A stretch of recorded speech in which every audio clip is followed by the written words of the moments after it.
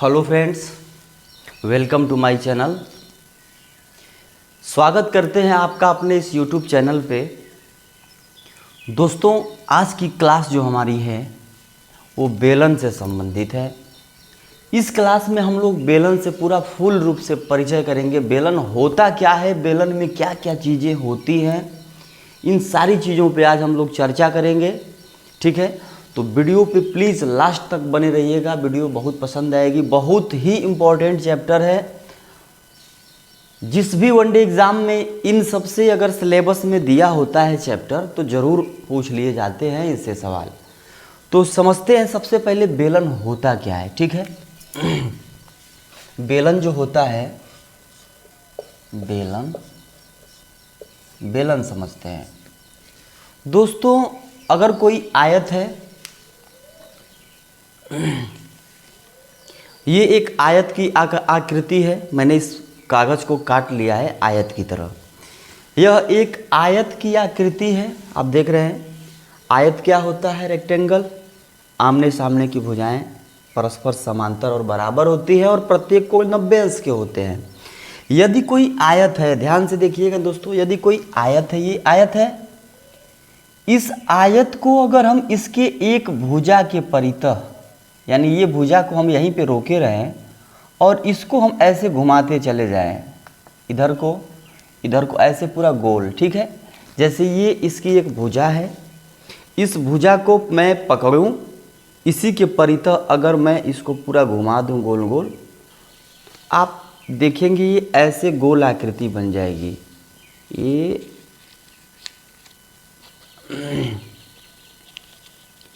ऐसे गोल आकृति बन जाएगी, ऐसे, है ना।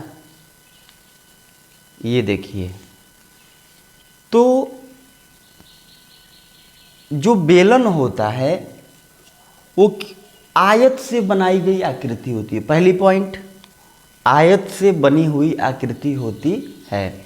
दूसरी चीज, जो बेलन होती है, बेलन को किसी एक भुजा के परितः जब हम घुमाते हैं जो आकृति बनती है, इसको, जो आयत को इसकी किसी एक भुजा के परितः जब हम चारों तरफ घुमाते हैं जो आकृति बनती है, उसे ही हम बेलन कहते हैं। जैसे अगर मैं फिगर की बात करूं, ये रहा,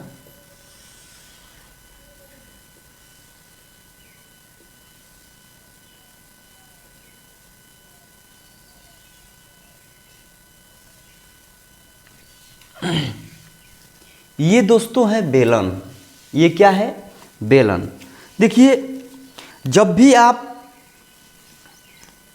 किसी आयत को, हमने बताया किसी आयत को इसके एक भुजा के परितः चारों तरफ घुमाने पे जो आकृति बनेगी उसे ही हम बेलन कहते हैं। ये होती है इसकी त्रिज्या, इसको बोलते हैं आधार। नीचे वाला जो हिस्सा होता है गोल गोल, ऐसे जो गोल होता है वृत्त के आकार का, ये जो ऐसे जो होता है इसको हम बोलते हैं आधार। ठीक है, ऊपर भी एक बनता है वृत्त, ये भी इसकी त्रिज्या हुई।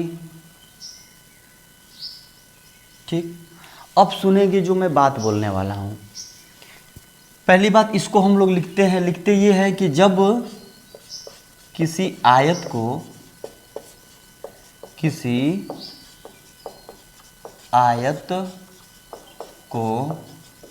उसकी किसी एक भुजा के परितः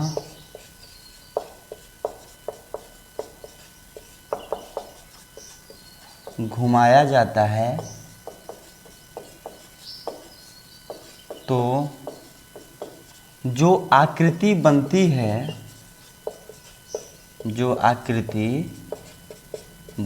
है, उसे हम बेलन कहते हैं, रोलिंग पिन कहते हैं। इसको इंग्लिश में बोलते हैं रोलिंग पिन। ठीक है, हमने बताया किसी आयत को उसके एक भुजा के परितः चारों तरफ घुमा दें, जो आकृति बनेगी उसे ही हम बेलन कहते हैं। ठीक है, अब देखेंगे बेलन को, आयत को समझिए, आयत को जिस भुजा के परितः घुमाते हैं, ये आयत है, ऐसे हम लोगों ने घुमाया, तो किस भुजा के परितः? इस वाली भुजा के परितः मान लेते हैं। अगर ये ए है, ये बी है, ये सी है, ये डी है, ध्यान दीजिएगा। तो जो ए बी ए सी है, ए और सी, तो जिस भुजा के परितः हम लोग घुमा रहे हैं, यानी ए सी के परितः जब हम घुमा रहे हैं, तो जिस भुजा के परितः घुमाते हैं वही इस बेलन की ऊंचाई होती है। यही इस बेलन की ऊंचाई होती है। ये होती है ऊंचाई, ये अच्छा। ये होती है आधार की त्रिज्या। ठीक, तो हमने बताया कि आयत को जिस भुजा के परितः घुमाते हैं, आयत को जिस भुजा के परितः घुमाते हैं वही बेलन की ऊंचाई होती है, तथा दूसरी भुजा बेलन के आधार की त्रिज्या होती है। दूसरी भुजा कौन सी भुजा? ये ऐसे हो गई, ऐसे कोई आयत था, हमने घुमाया, और दूसरी भुजा मतलब ये नीचे वाली भुजा, देख रहे हैं यहाँ पे देखिए, ए बी जो है इसकी ऊंचाई हो गई, और ये वाली जो भुजा है यही इसकी त्रिज्या हो गई। त्रिज्या आप देखिए, ऐसे जब हम लोग गोल गोल घुमाएंगे तो यही तो त्रिज्या होती है कि एक निश्चित बिंदु के चारों तरफ एक समान दूरी पर, अब यहाँ से इसको हिलने नहीं देंगे, ऐसे हम घुमाते जाएंगे तो जो ये दूरी है, यही दूरी तो गोल में चारों तरफ आएगी। यानी एक निश्चित बिंदु के चारों तरफ घुमाने पर जो आकृति बनती है, चाहे एक निश्चित बिंदु के चारों तरफ समान बिंदुओं पे खींची गई रेखा को ही वृत्त कहते हैं। तो ये जिस भुजा के परितः घुमाया गया, ये वाली भुजा इसकी ऊंचाई हो गई, क्या हो गई? ऊंचाई हो गई, ये वाली यच हो गई। और जिस भुजा को, और ये वाली जो दूसरी भुजा नीचे से जो घूम रही है, ये क्या हो गई? त्रिज्या हो गई। ये हो गई चाहे ये हो गई, ये जो घूम रही है ना, ये तो ऊंचाई हो गई जिस भुजा के परितः, ये वाली भी हो गई, ये भी ऊंचाई हो जाएगी। यानी ये ऊंचाई है और ये क्या हो जाएगी? त्रिज्या, ये भी चाहे ये भी। ऐसे देखिए गोल गोल घूमेगी तो यही तो त्रिज्या होगी, है ना। अब आप समझेंगे, ये हो गई इसके बारे में जानकारी कि आयत को जिस भुजा के परितः जब हम घुमाते हैं वो भुजा इसकी ऊंचाई होती है बेलन की, और दूसरी भुजा इसी बेलन की त्रिज्या होती है। ठीक है, अब आप देखेंगे इसमें दो चीज़ें मिलेंगी, तीन चीज़ें मिलेंगी हम लोगों को। बेलन का आयतन निकालना होता है, इसका वक्र पृष्ठ निकालना होता है, वक्र पृष्ठ जिसको हम लोग सरफेस एरिया बोलते हैं। ठीक है, वक्र पृष्ठ एक टोटल सरफेस एरिया होती है, संपूर्ण पृष्ठ देखते हैं कैसे निकालते हैं, समझिएगा। ये आकृति थी, ये आकृति है आयत की। आयतन का मतलब क्या होता है? आप बोलेंगे सर आयतन 3D आकृतियों का निकाला जाता है जिसमें लंबाई चौड़ाई ऊंचाई हो, है ना, और ऐसी चीज़ें, ऐसी वस्तुएं जो अपने आकार के बराबर, अपने ऊंचाई के बराबर, लंबाई के बराबर, चौड़ाई के बराबर ही स्थान घेरती हैं, उनका हम आयतन निकालते हैं। जैसे गिलास है, गिलास, तो गिलास का भी हम लोग आयतन ही निकालते हैं।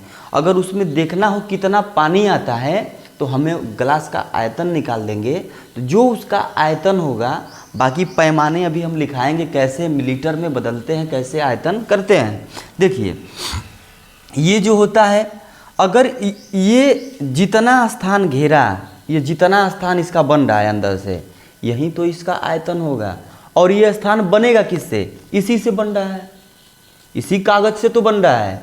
तो इसका जो क्षेत्रफल होगा पूरा, समझिएगा मेरी बात को, सूत्र बनता कैसे है, इसका जो क्षेत्रफल होगा पूरे आयत का, क्या होता है? लंबाई गुणे चौड़ाई। अब इसकी लंबाई तो मान लीजिए ये है, चौड़ाई क्या बन गई? वृत्त बन गई। चौड़ाई क्या बन गई? वृत्त बन गई। देखिए ऐसे बेलन बना दिए हम लोग, तो जब वृत्त बन गई तो वृत्त का क्षेत्रफल आप कहेंगे पाई आर स्क्वायर। तो ये चौड़ाई हो गई, अगुणे लंबाई, लंबाई ही इसकी क्या बन जाती है? ऊंचाई बन जाती है। मैंने बताया आयत को जिस भुजा के परितः घुमाते हैं यही इस बेलन की ऊंचाई हो जाती है। तो इसका कैसे निकालेंगे आयतन? लिखेंगे आधार का क्षेत्रफल, आधार का क्षेत्रफल गुणे ऊंचाई। आधार का क्षेत्रफल मतलब ये वाला, हम कहते हैं इसका क्षेत्रफल निकालना हो, अगर ये यल है, ये यल है और ये बी है, ये वाला L है और ये वाला B है, तो इसका क्षेत्रफल कैसे निकालेंगे? L इंटू बी आयत का। लेकिन हमने इसी को क्या किया, एक भुजा के परितः जब घुमाया तो ऐसे जब गोल बना दिया तो जो इसकी लंबाई थी ये भुजा वाली, ये इसकी ऊंचाई बन गई, ऊंचाई बन गई, और जो इसकी चौड़ाई थी वो पूरा ये वृत्त बन गई, नीचे वृत्त बन गई। तो वृत्त का क्षेत्रफल होता है पाई आर स्क्वायर, यानी आधार का क्षेत्रफल, आधार में नीचे वाला हिस्सा का, तो आधार का क्षेत्रफल इंटू ऊंचाई, तो आधार का क्षेत्रफल वृत्त बना है, वृत्त का क्षेत्रफल आप कह देंगे पाई आर स्क्वायर इंटू एच, ये होगा फार्मूला इसका, ठीक है, ये इसका हो गया फार्मूला। ऐसे ही वक्र पृष्ठ और संपूर्ण पृष्ठ निकालते हैं। समझेंगे पहले वक्र पृष्ठ क्या होता है। वक्र पृष्ठ समझेंगे क्या होता है। देखिए ये रहा एक बेलन,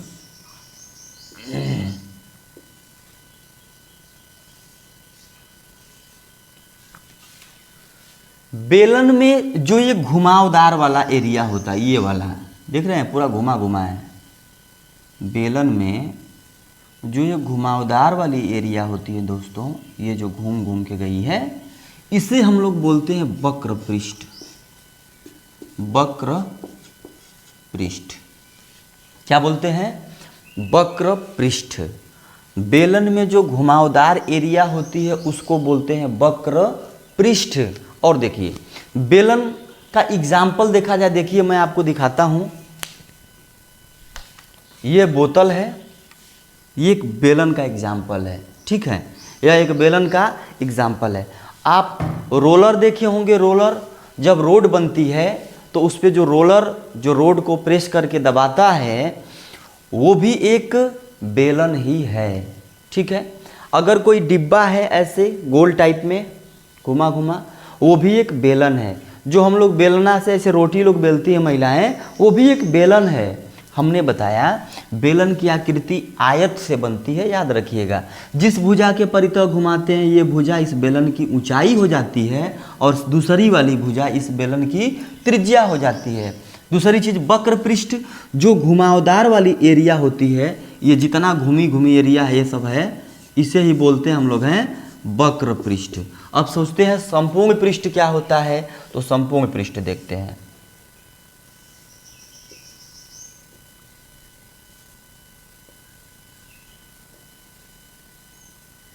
ये दोस्तों देखेंगे ये जो घुमावदार वाली एरिया है, ये वाली, इसको हम लोग क्या बोलते थे? वक्र पृष्ठ।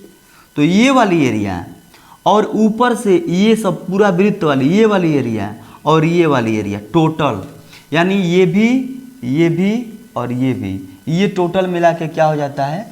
संपूर्ण पृष्ठ, total surface area. Total surface area ये होता है सरफेस एरिया, ठीक है दोस्तों। अब देखेंगे बेलन का जो बेलन का जो दोस्तों वक्र पृष्ठ होता है, आप समझिए ध्यान से, देखिए बेलन का जो वक्र पृष्ठ होता है, बेलन का जो वक्र पृष्ठ होता है, कागज उठाते हैं,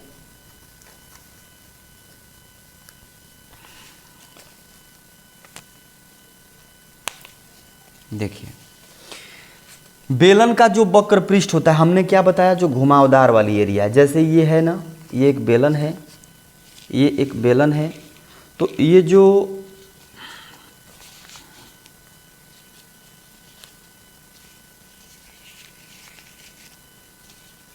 जो घुमावदार वाली एरिया बन रही है घूम घूम के ऐसे ऐसे, देख रहे हैं, ये जो एरिया होती है यही इसको बोलते हैं वक्र पृष्ठ। समझिएगा, ये जो गोल गोल घूम घूम के एरिया जो गई है ये बोलते हैं वक्र पृष्ठ। लेकिन नीचे वाले समतल को छोड़ देते हैं, ये नीचे जो समतल वृत्त बन रहा है इसको भी छोड़ते हैं, ऊपर वाले को भी छोड़ देते हैं। लेकिन जब ऊपर वाले को भी ले लेते हैं, नीचे वाले को भी ले लेते हैं और ये जो गोल गोल घुमा इसको भी ले लेते हैं, इसको हम लोग बोलते हैं संपूर्ण पृष्ठ। देखिए बेलन का जो वक्र पृष्ठ होता है 2πr(h) होता है, 2πr(h). अब क्यों होता है इसको भी आप समझेंगे, देखिएगा 2πr(h). बेलन का जो वक्र पृष्ठ होता है, हमने बताया जो घुमावदार वाली एरिया है, तो जो घुमावदार एरिया है जो ऐसे ये बन जाएगा घूम के, ऐसे जब ये घूम के बन रहा है दोस्तों, गोल गोल ऐसे जब ये बन रहा है तो इसी को एरिया हमें निकालना है, क्षेत्रफल।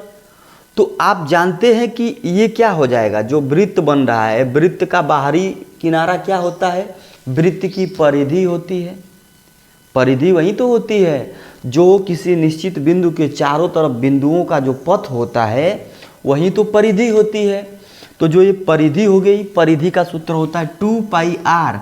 जैसे इसमें ऊंचाई से, क्योंकि यहाँ से यहाँ तक ये घुमा घुमा है ना, तो इसमें ऊंचाई से गुणा कर देंगे तो ये इसका क्षेत्रफल यानी पूरा वक्र पृष्ठ टोटल इसका निकल के आ जाता है। इसलिए इसका सूत्र बनता है 2 पाई आर एच। अब देखिएगा, संपूर्ण पृष्ठ होता है इसका 2 pi r r plus h. 2 pi r h plus r चाहे आर प्लस एच करते हैं। अब देखिए इसका क्यों करते हैं 2 पाई आर, इसको समझते हैं।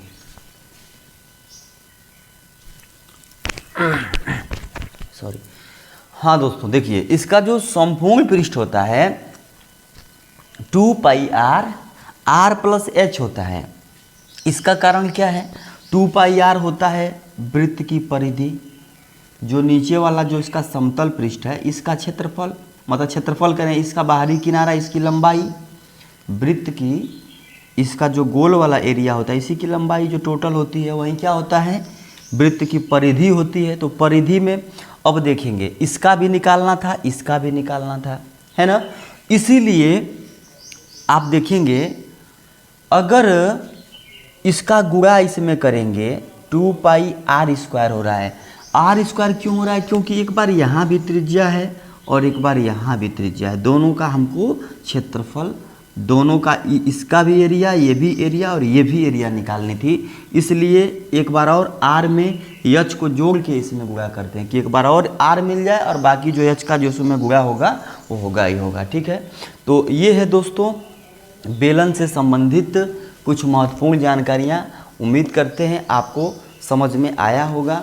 ठीक है, अब इससे रिलेटेड हम लोग सवाल भी करेंगे वो अगले लेक्चर में। ठीक है, तो मिलते हैं इसी के साथ अगले लेक्चर में। अगर वीडियो पसंद आई हो तो प्लीज़ वीडियो को लाइक करिएगा, शेयर करिएगा। जय हिंद।